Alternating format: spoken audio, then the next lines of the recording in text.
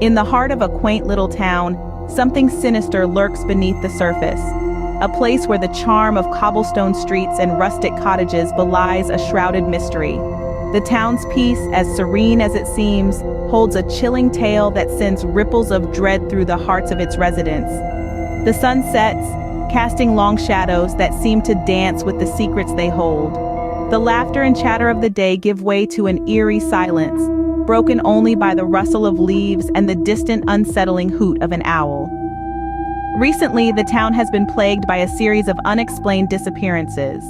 The missing are of no particular age or occupation, their only commonality being that they were last seen as twilight descended. As the moon takes over the sky, a chilling wind blows, carrying whispers of the past, of a curse that haunts the town, a tale of darkness waiting to be unveiled. The older folks speak in hushed tones of a legend, a tale as old as the town itself. A story of a nobleman who was more than just a man who became a creature of the night, a vampire. This tale is steeped in darkness, revenge, and a curse that has spanned centuries. Once upon a time, long before the town was even a speck on the map, there lived a nobleman. He was respected, admired, and feared by all due to his wealth and power. But beneath the veneer of nobility was a man with a dark secret. He was no ordinary man but a vampire, a creature of the night who fed on the blood of the living.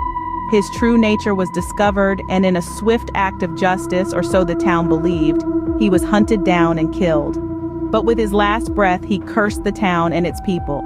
He vowed to return every century, to claim innocent lives as his own, a terrifying promise of eternal revenge. And so, the legend was born. Every 100 years, like clockwork, the town would fall under a shadow of fear. Strange occurrences would begin. Livestock would be found drained of blood.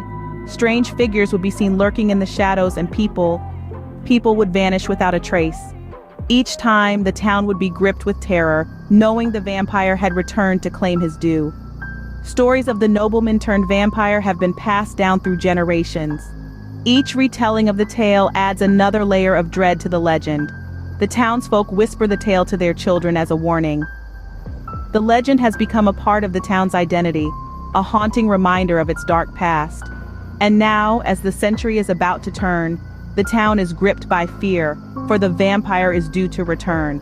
The legend, the curse, the terror, it's all about to come alive once more. Time is running out, and the town waits in fearful anticipation, for they know the night is no longer safe. The vampire is due to return. Strange occurrences have begun to unfold, echoing the warnings of the legend.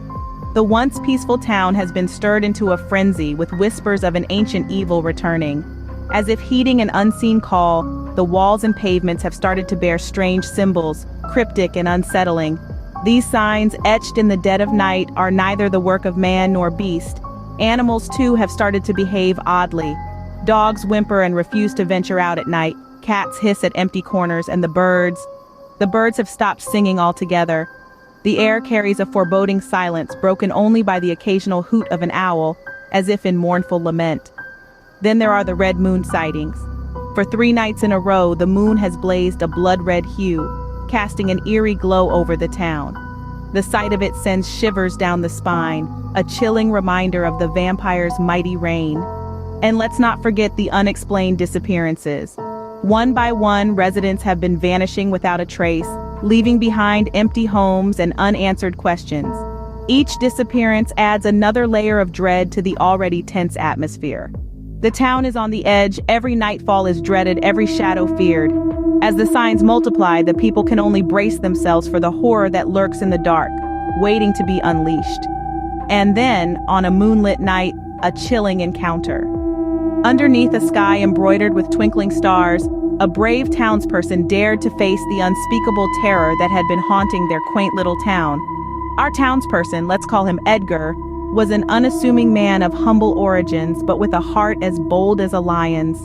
He ventured into the heart of the darkness that night, armed only with his courage and a burning desire to protect his home. The vampire emerged from the shadows, a horrifying spectacle of the unnatural. An embodiment of the night, its skin was as pale as the light of the moon, contrasting sharply against the dark backdrop of the wilderness. Its eyes glowed with an eerie crimson light, like coals smoldering in the depths of its skull. A pair of elongated canines gleamed in the moonlight, a chilling testament to its thirst for human blood. The creature was not just a monster in appearance, but in power as well. With a mere flick of its wrist, it sent Edgar flying through the air, as if he weighed no more than a feather. Edgar, however, was not easily deterred. He scrambled to his feet and managed to evade the vampire's subsequent attacks, his survival instincts kicking in. Edgar lived to tell the tale of his terrifying encounter. He escaped with not just his life, but also a dreadful message from the vampire. A message that sent shivers down the spine of every townsperson. The feast has just begun. As the town descends into chaos, a glimmer of hope emerges. Amid the pandemonium, a figure steps forward, a stranger shrouded in mystery, claiming knowledge of the ancient lore necessary to break the vampire's curse. His eyes, like those of a seasoned warrior, glint with determination. His voice, steady and resonant, cuts through the eerie silence.